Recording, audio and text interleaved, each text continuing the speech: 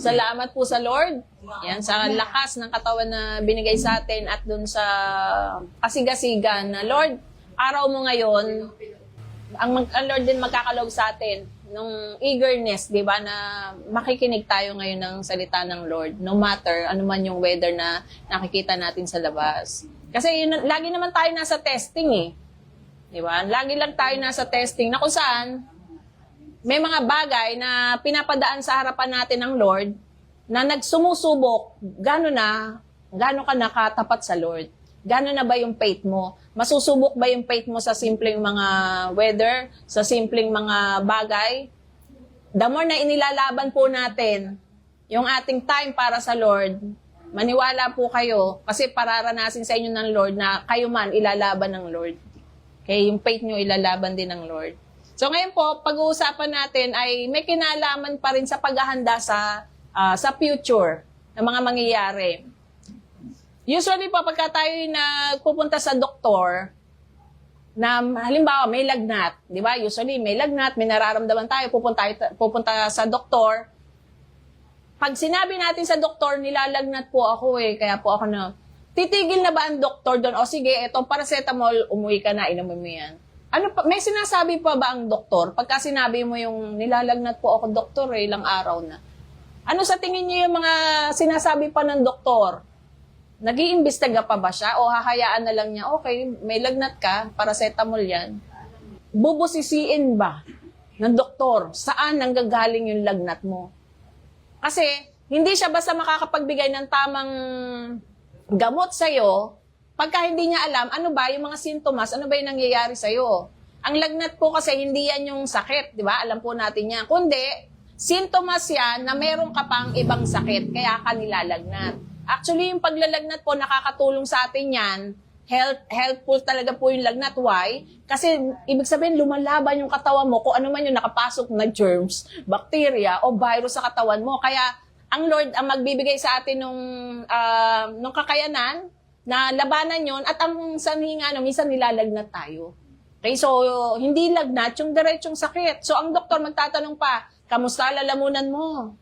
Sinisipong ka ba? Okay, masakit ba minsan ang pag-iihi mo? Di ba? Tutuklasin niya isa-isa. Para nasa ganon, pag nasabi mo lahat ng mga bagay-bagay na yung tama, yung maibibigay sa yung gamot.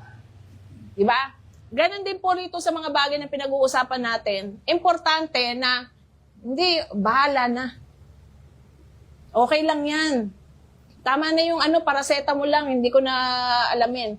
Bakit natin kailangan to? Kasi yung bagay na pinag-usapan natin, panghabang buhay. Hindi tayo pwedeng magkamali ng choice.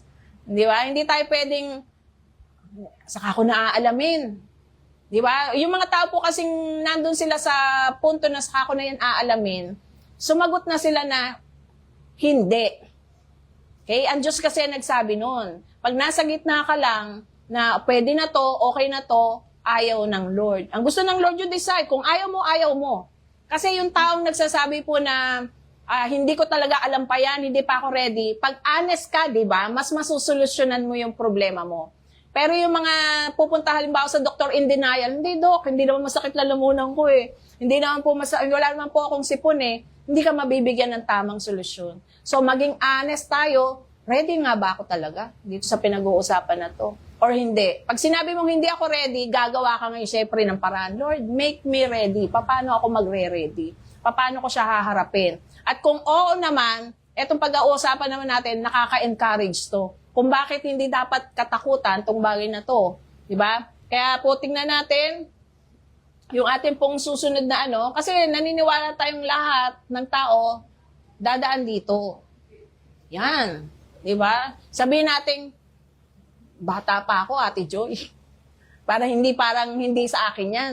Di ba? Malakas pa ako, Ate Joy, parang hindi sa akin yan. So sabi natin nung nakaraan, ang buhay, hindi natin alam kung kailan iyaano ng Lord. Ang gusto lang ng Lord, dapat confident kang harapin yon pag dumating yung time na yon. Diba? So, dito, pag-aaralan natin, paano hinarap ni Paul, yung isa sa disciple, kung bakit siya nakaharap dito sa bagay na to ng meron siyang lakas ng loob, may tapang. At gusto kasi rin natin yun, ma-excited tayo dun sa susunod na buhay. na pag pinag-uusapan natin ang susunod na buhay, hindi na tayo makikimay na, ayokong pag-usapan yan. Kundi excited na tayo. Kasi pag-aaralan po natin ngayon, bakit si Paul, excited siya, naharapin yung susunod na buhay. Si Paul po kasi nung nagsisilbi po siya sa Lord, araw-araw may tangka sa buhay niya. Araw-araw, pag gising niya ng umaga, hindi niya alam kung masosurvive niya pa po yung maghapon. Ganun po ang buhay ni Paul. Sa atin, maring hindi naman tayo lagi nasa bingit everyday. Maayos. Pero ang Lord kasi ang nakakaalam, hindi natin alam eh. So, yung naramdaman ni Paul na excitement, na pag umalis na siya sa mundo, excited siyang harapin, gusto natin ganun din tayo. Na habang nabubuhay tayo sa mundo, excited tayo. Kung ibigay na ng Lord John, hindi ako matatakot. Kasi sabi ng Lord, ang kambal na ng takot, Yan, nasa Bible yun. Ibig sabihin kasi pag takot tayo sa tao, hindi ka sure. At yun ang ayaw ng Lord, na hindi ka maging sure pag alis mo sa mundo, pag alis natin sa mundo. Gusto niya, sure tayo. Pabasa, Jeremy. Bakit tayo, kailangan ready at excited? 2 Corinto 5:1. Sapagkat alam natin na kung ang ating panlupang bahay na isang tolda lamang ay masira, mayroon tayong gusali mula sa Diyos. Ito ay isang bahay na hindi gawa ng mga kamay, ito ay pangwalang hanggan sa alam. Ano kaya yung pinag-uusapan dyan na tent o tolda or building? Ano kaya yung pinag-uusapan dyan? Ito bang normal na building? Or tent ba talaga yan? Ano kaya pinag-uusapan dyan? Sabi niya, pagka raw nasira na, yung panlupang bahay na yung mga tolda na nasisira, may nakaredy daw gusali ang Diyos sa atin. Kumbaga matatag na tirahan. Ano kaya yung pinag-uusapan dyan? Normal man bahay yan pinag-uusapan dyan? Or mansion ba yan sa kalangitan? Ano kaya pinag-uusapan dyan? Eunice. Uy, nakatingin si Eunice.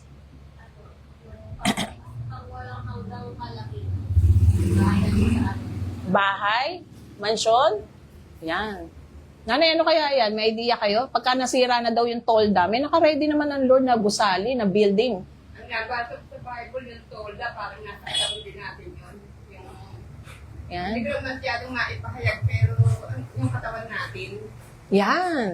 Tama si Lola, di ba? Yung katawan natin. So, bakit kaya inhalin tulad yung katawan natin na tolda ngayon, pwede siya maging building o gusali, pag-aaralan natin, bakit inhalin tulad ng Lord or sa ni Paul, yung ating katawan ngayon, ano ba pagkakaiba niya ang dalawang yan?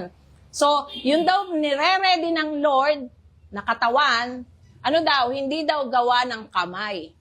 Ibig sabihin, especially made galing sa heaven. Ang Diyos mismo ang gumawa. At hindi pa daw, never na na-create yun sa lupa. Ibig sabihin, something na bago sa pandinig mo, bago sa paningin mo, na ngayon po palang mararanasan pagka dumating yung time na yon. Sabi diyan, for we know, sa English po, for we know that if, the earthly tent which is our house is torn down, yung ating katawan, pag bumigay na at nasira na, or kumbaga pagka nasira na, ibig sabihin nun, nawala na tayo, namatay na yung katawan na to, may building daw, may katawan kasing inire-ready ang Lord.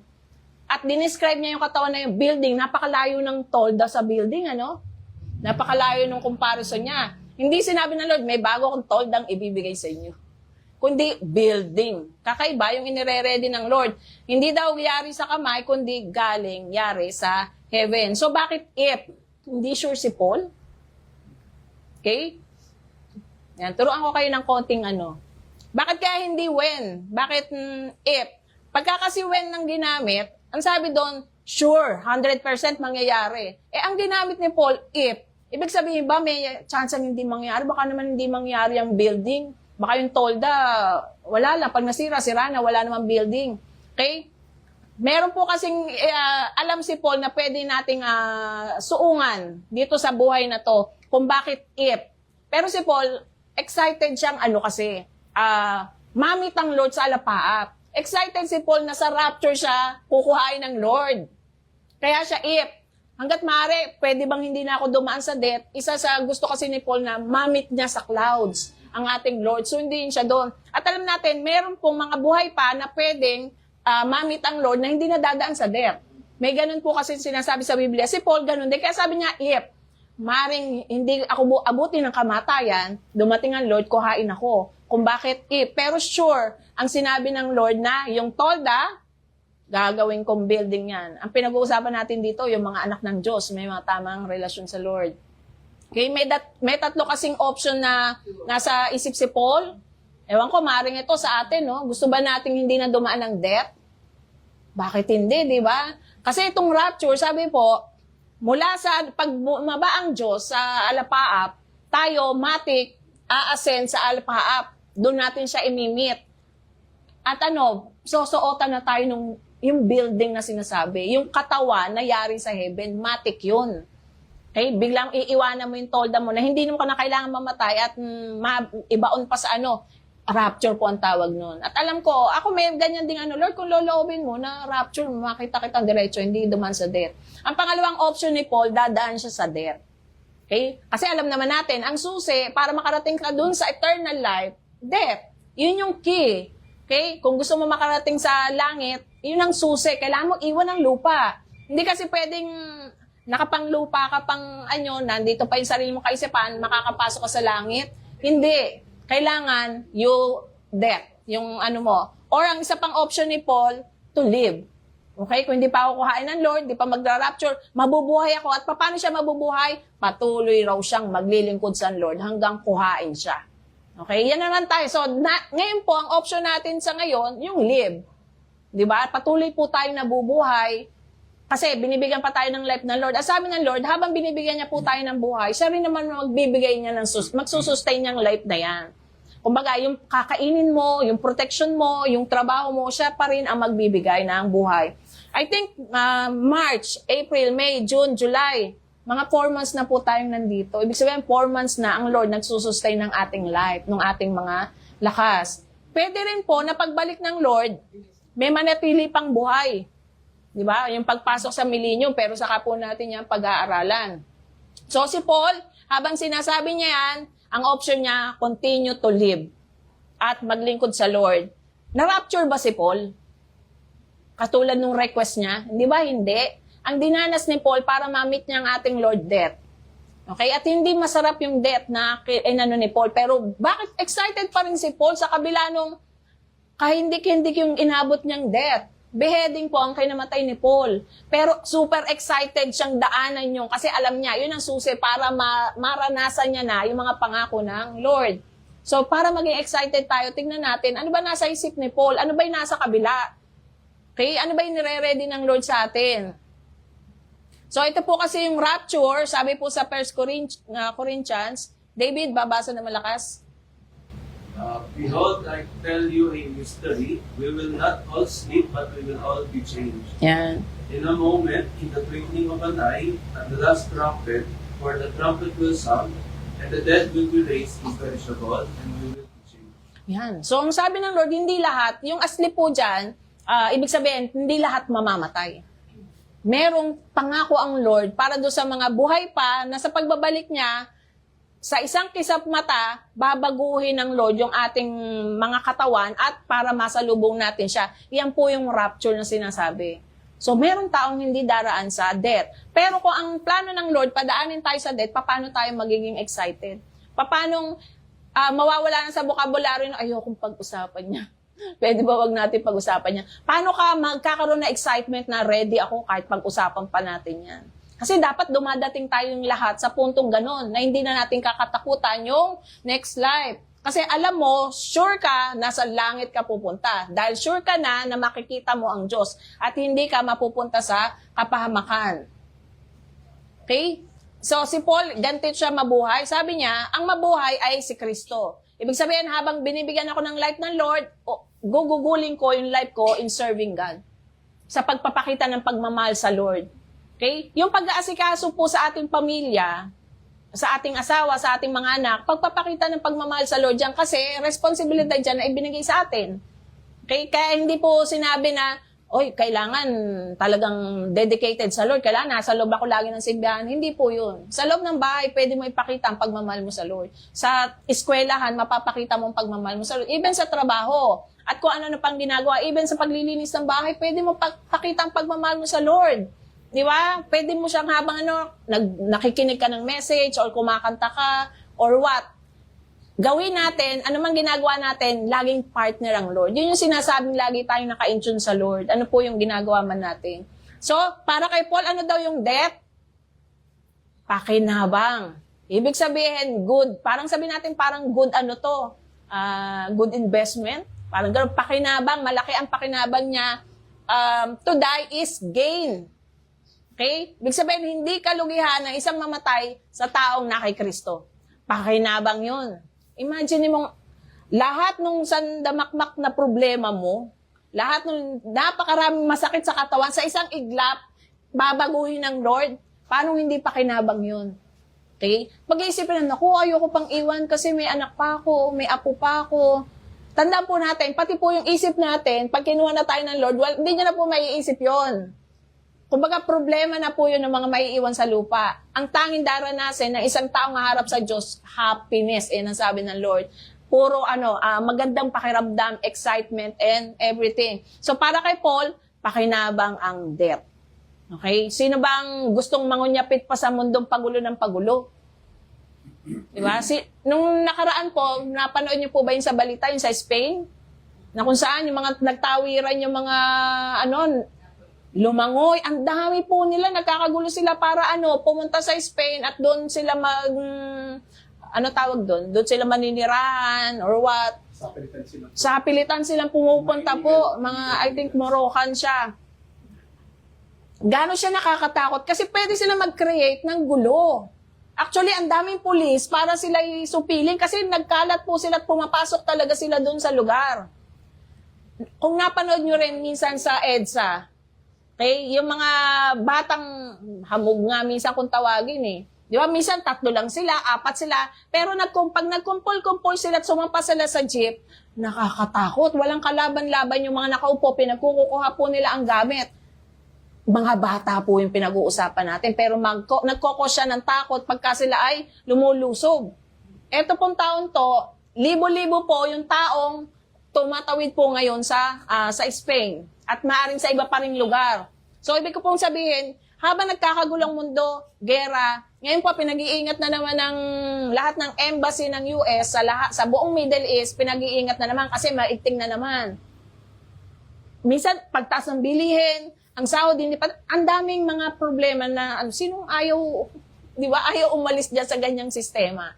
Kung aalis man tayo, hindi yung, Lord, pwede bang pagandahin mo na lang yung mundo, paayusin mo. No, kasi mabubulok at mabubulok din naman siya. Yun ang sabi ng Lord eh.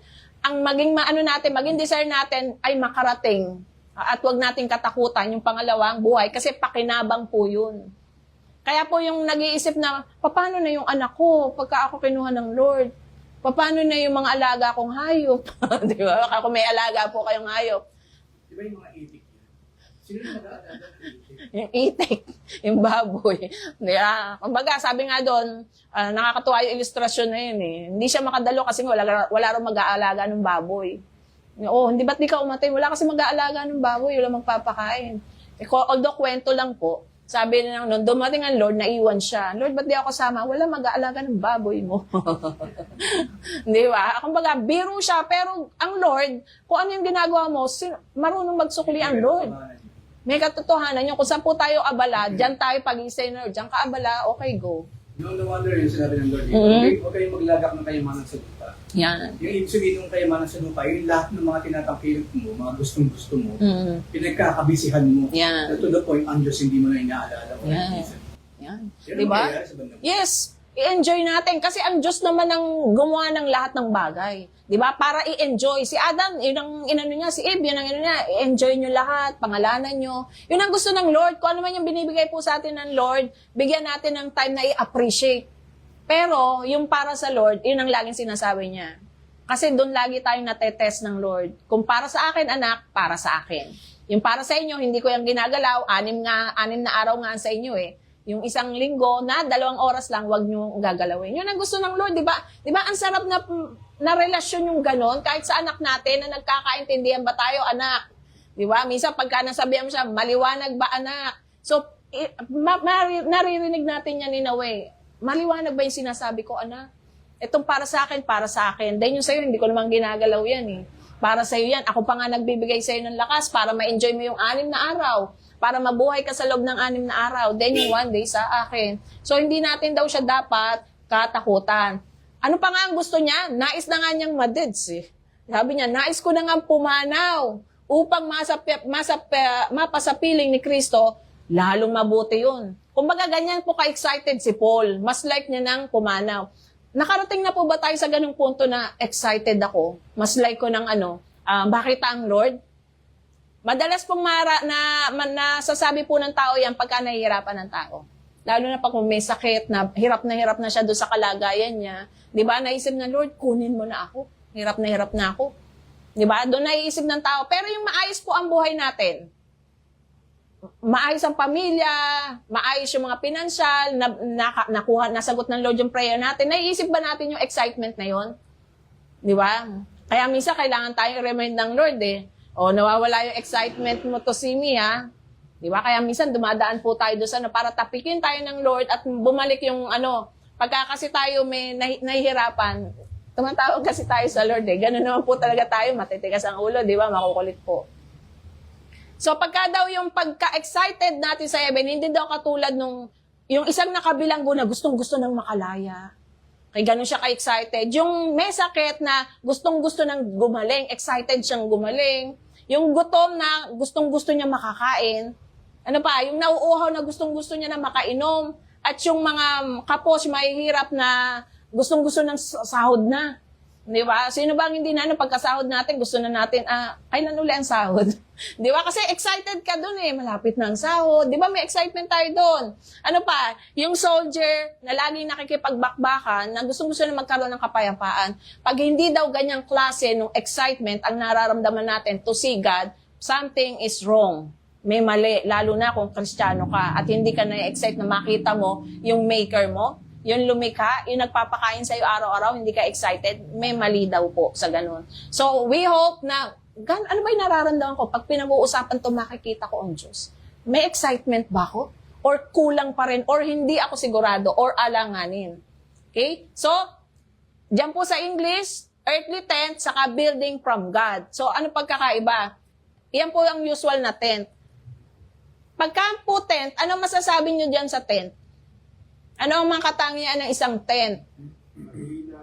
Mahina. Tama, di ba? Mahina. Pag hinangin, pwedeng binagyo, warak. Ano pang makikita natin bukod sa mahina?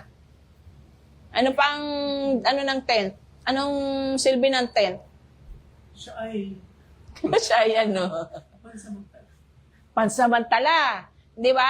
Mga tent po, uso po kasi sa Israel yan, nung naglalakbay sila, kada hihimpil sila, titigil, gagawa sila ng tolda. Para dyan po sila titigil. Pag aalis na naman sila, kukuhain na naman, iimisin, bit-bit na naman nila. Ibig sabihin, pansamantala ang tent. At mahina. Inahalin tulad ang katawan natin sa tent. Pansamantala lang po ito, at mahina, nawawasak, nasisira. Pansinin niyo po ang ating mga nararamdaman ngayon. Diba? Unti-unti nga, sabi, napapalitan yung mga pyesa ng katawan natin, Dati malinaw ang mata ko, ngayon peke na yung lente. Si tita, di ba? May tuhod tayo, kailangan ko na ng iba na. Di ba? Ngipin natin, nangalagas yung ngipin, kailangan natin ng peke na. Di ba? Nakita niyo po yung unti-unting nagwe-wear and tear. Yun na yung mga panlabas. How about yung mga panloob natin? Di ba? Yung dating puso nating magaling sa pagbomba, medyo umihina na. Yung dugo nating dating malakas ang dalay, lumalapot. I mean, unti-unti siya. Yun po kasi talaga ang natin. Wala makakaligtas po doon. Kahit anong yaman mo, ang katawan, bumibigay. Parang gamit po yan. Kagagamit, bibigay at bibigay. So, ang sabi ng Lord, ganyan ang katawan natin ngayon. Permanente, hindi siya permanente at nasisira. Okay? So, anong pangako ng Lord? na ibibigay niya after natin daw iwan tong katawan na to, itong katawan na to. Sabi ng Lord, imagine niyo na building, ang sabi ng Lord, gusali. Yan ba pwedeng ilipat-lipat? Pag tinayo mo, di ba? Kasi yan, permanente yan eh. Saka ang isang tao, magtatayo niya pag sure ka na hindi mo naaalisin doon. Pag sure ka, sa'yo yung lupa. Marami po kasi ngayon na nasa balita rin, di ba? Ang ganda ng mga bahay, pero pinaalis kasi yun pala hindi sa kanila ang lupa. Kinukuha na po. Di ba? Sa Baguio lang, ang ganda po ng mga bahay. Kaso wala silang laban kasi nagtayo sila ng bahay na maganda, hindi papasla sa kanilang lupa. Ibig sabihin, hindi kasi permanente, pwede pang ano yun. Pero itong pinag-uusapan natin, ang isang tao magtatayo ng ganyang gusali, alam niyang sure siya dyan, kasi hindi pwedeng buhat-buhatin yan. Ano pa, ang kaibahan niyan, matibay. Okay? Baka nga, napakayaman mo na kung magkaroon ka ng ganyang gusali, di ba? Kung ganyang building. So, iyan po ang kaibahan. Saan nyo ngayon, anong gusto nyo ngayon? Yung tolda na hinahangin-hangin? Nasisira-sira, napipilas-pilas? O yung inihahanda ng Lord na matibay, na muog yung building? Ito po yung inihahantulad ng Lord sa atin. Baka hindi nga natin afford to di ba? Baka isang poste lang niya, kung magkano ba isang poste niya, baka hindi natin. Pero ang Lord, ready siyang ibigay yung ganyang kaganda sa atin. Okay? Na matibay yung pangalawa pong katawan na inire-ready ng Lord. Hindi na raw siya mabubulok. So ayaw nyo ba nung hindi na nabubulok? Alam niyo po bang araw-araw, unti-unti tayo nabubulok? Di ba? Parang biodegradable lang. Try nyo pong hindi kayo mag-toothbrush lang ng buong maghapon. Di ba? Iba na amoy. Try nyo hindi maligo ng isang araw. Amoy bulok na. Di ba? Ganun po yung katawan natin nag-wear and tear. Ganyan po siya, hindi lang nasasaktan. Even yung even yung smell natin, cause po yun na merong something na nagpe-fail sa katawan natin. May bacteria. Kaya nga po yung di ba, pagka tayo pumanaw, saglit lang, nawawala na tayo eh. Why? Kasi yung sangkatutak ng bacteria sa katawan, yun din ang uubos naman sa iyo. Ibig sabihin, ganun ko po kahuma tong katawan na to. Ang pine-prepare ng Lord sa atin, it is something different. Sinong hindi may excite? So sa ganito tayo ay dumaraing pag nakakaranas tayo ng mga kasakitan, nananabik tayong mabihisan ng ating tahanang mula sa langit upang kung mabihisan na kami nito ay hindi kami matagpo ang hubad. So, excited po si Paul na lisanin niya na itong katawan na nabubulok. Yung katawan na maraming sakit-sakit. Di ba? Yung mga katawan na, yung mga buto-buto natin, lalo na pag sa umaga, di ba? Yan. Excited si Paul na mapalitan ng Lord yung body na bodyng galing sa heaven. Kayo po ba excited na mapalitan yung katawan natin ngayon? Siguro lalo na kung marami tayong masakit ngayon sa katawan. Sinong hindi gusto nung mapalitan ng Lord? Diba? Yung mga pumuputi kong buhok. Diba? Bakit pumuputi? Kasi nag-wear and tear na rin yung mga natin. Yung mga cells natin, nag-ano na rin na. Yung ibibigay ng Lord, something na permanente. Isang beses ibibigay sa'yo at tatagal siya ng ganong katagal, pang walang hanggan. Yung bagong, So, bakit hindi ka may excite? So, bakit ba? Ano ba yung nararanasan ng tao? Habang nandito tayo sa laman na to, Kate, pabasa na malakas. Habang nakatira pa kami sa toldang ito, kami naghihigagpis at lumaraing. Hindi dahil nais na namin iwaksi ang katawang panlupa, kundi dahil nais na namin mabihisan ng katawang panglangit. Sa gayon, ang buhay na may katapusan ay mapapalitan ng buhay na walang hanggan. Yan. Di ba? Yung tolda, itong katawan natin, talaga yun ang pwedeng ibigay sa atin. Paghihinagpis, mga masasakit, pag-iyak, yung mga emotion nating mabibigat, yun yung nararamdaman natin. So, excited sila ngayon na mabihisan ng katawang panlangit. Kasi alam nila yung katawan na yun, something na perfect. Doon tayo makakagamit na tayo ng salitang perfect. Dito kasi hindi tayo makasalita ng ganun eh. Although may sinasabi, wow, perfect fit, perfect body, perfect face. Wala eh. Di ba sabi nga, the beauty is in the eye of the beholder. Kung sa'yo, perfect yan. Sa akin, hindi eh. Pero sige, cute ka, okay, cute ka. Di ba? Misa ayaw pa man pumahayag ng iba eh. Ang cute ko ba? Okay. Di ba? Pero ang Lord, yung ibibigay sa atin, Yun, pwede mo nang sabihin perfect. Gusto ba nila yun? Kasi finally, display na ba nila yung hindi na yan nasasaktan yung katawan na yan, hindi na yan pinapawisan, ma-perfect na. Yun ba yung purpose ni Paul? Hindi. Wala namang taong makakapagmalaki nung perfect na katawan pag nasa langit na kasi pare-pareho na eh. Pwede bang, okay, wala ganun, pare-pareho po ang bibigay ng Lord sa atin na katawan. Okay, yung the same. Hindi, ay parang mas matagal yung sa kanya, mas durable yung sa kanya. Wala na pong ganun, pare-pareho na po. So excited si Paul dyan sa katawan na yan at tayo man dapat excited. Sino naghanda ng katawan na yon? Ang Diyos mismo. Hindi niya pinagawa sa anghel. Hindi niya, sige kayo na lang ang gumawa. Personal niyang ginawa yung katawan na yon na ibibigay niya sa atin. Ang Diyos mismo ang naghanda ng mga ganong pagbabago na ibibigay niya at ibinigay niya sa amin ang Espiritu bilang katibayan na ito'y matutupad. Okay? Para maniwala kayo na gagawin ko tong sinabi ko na bibigyan ko kayo ng bagong katawan pagka nakarating na kayo sa langit. Ano yung binigay niya? Yung Holy Spirit. Yun po yung nararamdaman natin ngayon. Na pag may gusto kang gawin, may conviction ka na ngayon.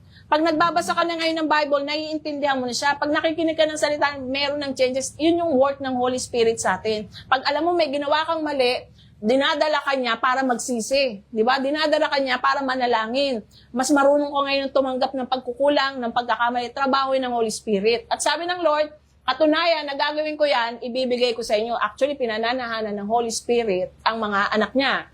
Kaya nga po, kung may Holy Spirit na nakatira sa atin at ang Holy Spirit ay yung Diyos, dapat mas malakas yung pagdedesisyon natin na para sa Diyos ay para sa Diyos. Di ba? So matutupad yun dahil binigyan niya tayo ng Espiritu, ng Holy Spirit. So bakit nga natin uli siya pag-aaralan? Yan ang usual na cycle ng buhay. Di ba? Bata, gagapang ka pa lang, magiging baby, magiging bata, hanggang kaya mo ng mga teenager. Di ba? Parang pabalik lang talaga sa paggapang. Kasi pag umabot ka ng sobrang tanda, gagapang ka uli eh. Hindi ka na rin makayuko. Di ba? May stroller ka ng bata, yung walker. Pagka matanda, may wheelchair ka naman. May pampers na rin. Di po ba? Ayan po yung buhay eh. So, hindi po lahat umaabot dito hanggang sa pagtanda. Okay? Dito natin sinasabi, ang death, pwede siyang kumatok anytime. Kaya sabi ng Lord, be ready. Ang gusto ko, excited ka na madanasan mo yan, yung transition na yan. Okay? So, may bata bang nawawala? Yes. May teenager? Meron. Merong nandun sa kasagsagan pa lang ng pagtatrabaho niya. Actually, meron nga pong minsan, kagagraduate lang, pumasa pa sa board, hindi nakapagtrabaho. Ay, kinuha na ng Lord. Easy. Ngayon, usong-uso po ngayon sa eskwela, nakakalungkot po. Mula nung may malaking balita po na batang namaril, ngayon, kaklase, sinaksak po, I think Las Piñas lang po yun, dito lang sa Manila yun. Patay, 14 anyos, teacher, binugbog, kasi pinansin, bakit ka may hikaw, yung lalaki, binugbog. I think, hindi ko alam kung namatay yung... Hindi naman namatay. Binugbog na magkapatid, pinagtulungan. Ganon po katindi. So, hindi natin pwedeng sabihin, hindi, nandito pa lang ako eh. Kagagraduate ko lang. Mahaba pa. Or hindi, nagtatrabaho ako. Mahaba pa yung life ko. Hindi. Anytime po dyan, pwedeng tayong kunin ng Lord. Kaya hindi natin pwedeng sabihin, saka ako na pag-uusapan niya. Pag ganito na ako, saka natin pag-usapan niya. Hindi.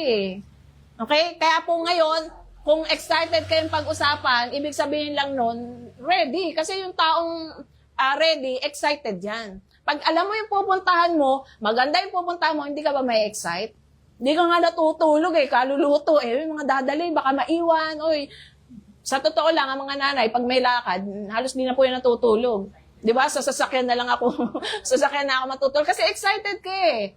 Kasi what? Ang ganda nung pupuntahan natin eh. Di ba? Makakapahinga tayo doon. Marami raw puno, maraming prutas, may swim. Di ba? Excited ka. Kaya ka nagpe-prepare. So, kung excited po tayo makuha tong mga bagay na to na pinangako ng Lord sa heaven, dapat anong ginagawa? Naghahanda rin. Kung nagpupuyat ka nga sa pagluluto ng menudo, pagluluto ng pansit, bakit hindi tayo minsan nagpupuyat sa pagpe-pray? Lord, excited ako maranasan yan. Minsan, subukan natin yun na minsan mapagod na yung mata ko kakabasa, pero gustong-gusto ko pa rin magbasa. Pag medyo masakit na yung ano ko sa pagpipray, naantok na ako, pero excited pa rin ako. Kaya kung nagagawa po natin yan sa mga outing, try natin minsan sa Lord. Kaya yung ganong klase ng relasyon. So, walang pwedeng mangako kung kailan kukuhain ng Lord. Kaya po si Paul, meron pong 4 na dahilan kung bakit siya matapang sa pagharap doon sa next life. At masaya siya. Okay? Nakakita na po kayo nung, usually po, pag takot na takot talagang mamatay, na halos ayaw. Ibig sabihin, hindi ka ready kasi doon sa pupunta mo, hindi ka sure. So, para mawala po yung takot na yon, ang gusto nga ng Lord, habang matino ang isip natin, may lakas tayo, siguraduhin mo na ngayon. At nasisiguro naman po talaga yun eh. Pinapakita sa atin ng Lord at pinaparandam. Ano pa? Confident. Una, yan. Aaralin lang natin yung una. Sa susunod po yung 3.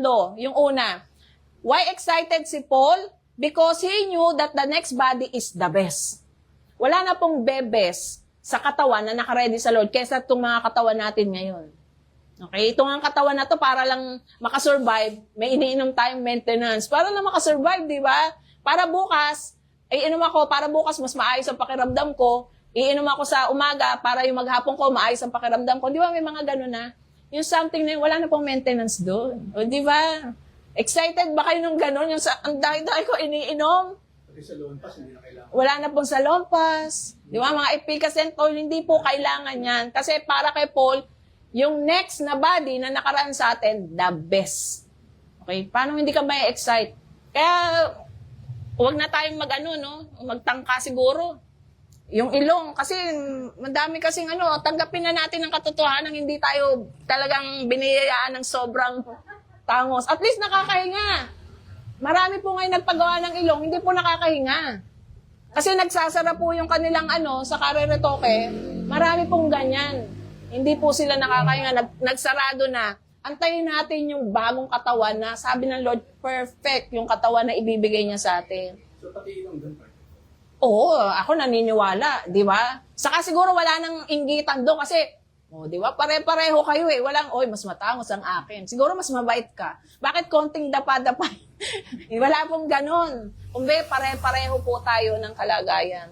Di ba, ganyan naman ang katawan. Ganyan po na wear and tear ang katawan. Siguro ang dami ritong mga lumang picture nyo na di ba, ang gaganda, ang haba ng buhok. Tapos pag ngumite, talaga naman lahat, kumpleto pa. Sa loob po ng saglit na panahon, nabubulok yung katawan. Bumabaksak, naluluma. Parang ubas. Yung dati kang pintog na ubas, di ba nagiging pasas.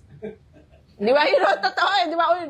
Para ka ng pasas. Di ba? Minsan, kabiruan pa lang, para ka ng pasas. Ito po yung katawan natin ngayon. Ang sabi ng Lord, ibibigay ko sa iyo something na hindi na magkakaganyan, hindi na siya mabubulok. Kaya excited si Paul. Gusto niya na, Lord, yung katawan kong laging nakahagupit, lagi po nakahagupit si Paul. Lagi po siyang tinatangka kasi siyang patayin, hinahataw siya ng rod, binubugbog siya. Kaya sabi ko, yung mga nararamdaman niya, excited talaga siya doon sa next life, doon sa next na katawan. Wala man bumubugbog sa atin, pero kung matindi naman ang rayuma mo, para ka rin nabugbog. Di ba? Yung pagkikilos ka, yung parang robot, yung kailangan merong pwestuhan, hindi pwedeng biglang, dati kasi bigla nakakaganong ka, bigla nakakakamot ka. Ngayon, kailangan may ganun-ganun pa eh. Para kang robot bago mo maabot. Yan. Kasi yung nanay niya, yung lola po namin, talaga matindi po ang rayuman niya. Bago niya po makuha yung suklay niya talaga, marami pong pwestuhan. Kumbaga, hinahayaan po namin siya para maka-exercise. Pero ang dami niya ganun-ganun eh. Bago niya po makuha. Yung mga daliri pa. Kasi na po yung mga daliri niya. Yan yung babae. Okay? Siyempre may lalaki din. Yan. Cute din naman. Di ba? Cute pa rin naman ba? Parang baby lang eh. Lumipit.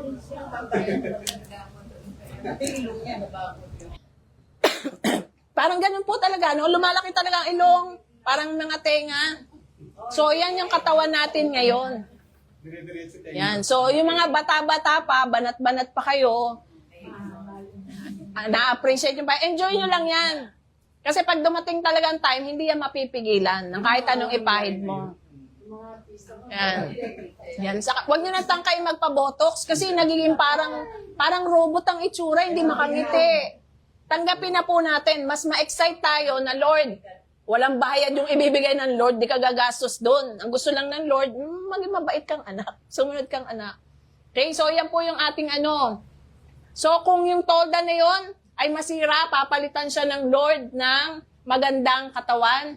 So, nag-aantay po tayo sa dalawa, resurrection body saka glorified body. So, pagka po hindi pa dumating ang Lord, kinuha tayo po at tayo namatay, namahalan po tayo, ang sa pangako ng Lord, bubuhayin ko kayo. At pag binuhay ko kayo, eto pa rin ba? So, hindi na. Yung bagong pinapangako niya. Ano pa? Yun namang buhay pa, nakukuhain ng Lord, makakasama sa rapture, matik, eto pong katawan na to, instant. Iiwanan mo yan. Kaya kung may ginto-ginto ka, hindi mo madadala yan. Yung postiso mo man, ginto. Yung mukha ba mababago din? Yes. We believe, lahat po. Ganitong mukha, iba na mukha. Ano po, mapapanatili mo, kilala mo siya. Kasi sa Bible po, maraming instance na nakilala nila si Moses. Yung mga disciple, di naman nila na-meet si Moses Pero nung makita nila si Moses, kasama ng Lord, kilala nila si Moses. Saka si Elijah. Ibig sabihin, kung sino man po tayo, hindi aalisin ng Lord yun. Pero, gusto nyo bang manatiling ganyan na may nunal ka pa dito? Di ba? Or yung buhok natin. I mean, di ba? Yung ano ko kasi, lagi na lang may nunal po kasi ako dito, wag ko daw aalisin para kilala daw nila ako pag nawala ako. Ibig ko po sabihin, lahat ng bagay na sa tingin mo ay napaka-best, napakaganda, yun po ang ibibigay. Actually, anong sabi ng Lord, alam nyo bang hindi nyo pa nakikita yung bibigay ko sa inyo? Hindi nyo pa naririnig yung bibigay ko at hindi nyo pa raw naisip kung gaano kaganda yun. Ibig sabihin, wala pa po kahit napakaganda ng artista or napakaganda ng isang taong maraming mga kakayanang magpaganda, hindi po ganun yung klase. Iba pa po yung klase yung ibibigay ng Lord. Yan. So, yan po yung na-expect natin. Okay? Hindi po siya gawa sa kamay, kundi kasi sa Diyos ang Diyos ang may gawa. So, maaaring may magtanong daw, sabi sa Corintios, paano bubuhayin muli ang mga patay? Anong uri ang matatanggap nila? So, kasi nagtatayo, paano mabubuhay yun? Kasi sa atin, imposible. Pero sa Diyos, wala pong imposible. Sino yung mga binuhay niya sa panahon ng Biblia? Si Jesus Christ, si Lazaro, yung anak nung ni Jairus. Pinakita ng Lord na kaya niyang buhayin. So tayo man ay naniniwala na Lord, kung kami man may mahihimlay, ang sabi mo, kaya mo kaming buhayin. At pag binuhay mo kami, ang matatanggap na namin, yung perfect na katawan, hindi na yung nabubulok. Okay? Ayan nga ang sagot ng Lord. Kung gaano kaganda, bigyan ko lang kayo ng example bago tayo magtapos. Sabi ng Lord, hangal. Kasi nagtatanong gaano kaganda ba Lord? Paano mo bubuhayin? Sabi niya, hindi mabubuhay ang binhing itinanim hanggat di iyon namamatay. Di ba? Alam naman natin yung buto, kailangan mo ibaon. Hindi mo pwedeng hawak-hawak yung buto, maging puno yan. Kailangan mo siya ilibing. Di ba? Tabunan ng lupa. At doon siya, So, ang Diyos ay nagbibigay ng katawan sa binhing yun. Ayon sa kanyang kagustuhan, kung anong gusto niya pag nalalabas tong butong to. Kasi ang buto, halos pare-pareho lang naman, di ba? Ang itsura ng buto. Pero pag tumubo siya, iba-iba ang itsura at ang gaganda. Lalo na pag namumunga, namumulaklak, iba-iba yung itsura. So, may mga katawan pong panlangit, sabi ng Lord. Huwag niyong pag-isipan. Yung katawan nyo na dyan, hindi ganyan nabibigay ko sa inyo. Katawang panlangit ang ilalang ko sa inyo. At yan po yung example. Ang buto po ng sunflower, may kagandahan ba sa kanya? Wala naman, di ba? Plain lang, black, matigas, maliit. Di ba? Napaka-plain niya. Sino ang mag-aakala na yung itim na maliit na yan, pag itinanim mo, tumubo siya, ganito siya lalabas. Hindi ba ang laki-laki pong kaibahan? So, isinesample po yan ng Lord sa atin na kung ganito ang itsura nyo, okay, nabubulok na sisira, hindi mo alam paano ka magiging ganito, right? At napakaganda pa po ng mga creation ng Lord na hindi naman okay yung buto, di ba, mabibiyak pa yan, mabubulok pa yung mga paligid niyan bago siya lumabas. Sabi ng Lord, kung kayo ganito, paglabas nyo, ibang-iba. Di bale, kung yung buto, nung lumabas, nagkaroon lang ng ganun-ganun. At least, nandun pa rin yung buto. Pero nakita nyo, di ba, halos di nyo na makita to dyan? Yung buto, makikita nyo pa ba siya dito? Wala na. So, ganun din po yung katawan na gagawin ng Lord. Etong katawan na to, ibang-iba. doon sa inaano sa atin po ng Lord. So, una pong bagay kung bakit tayo dapat ma-excite. Kaya, ano na lang natin, enjoy na natin kung may mga sakit-sakit ang mga kasukasuan. Huwag nating panghinawaan na patuloy pa rin tayo maglingkod sa Lord. Kasi, hindi biro-biro yung pinangako ng Lord sa atin. Okay? So, next week po, itutuloy po natin next week. Okay? Let us pray. Lord, marami pong salamat. For reminding us, O God, na ang buhay hindi namin hawak.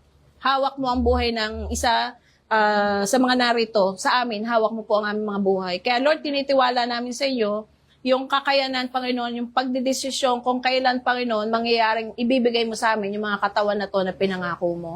Gayunman, ang maging parte namin, Lord, ay maging handa kami lagi, maging ready kami, Panginoon, sa araw na yun na iyong tinakda.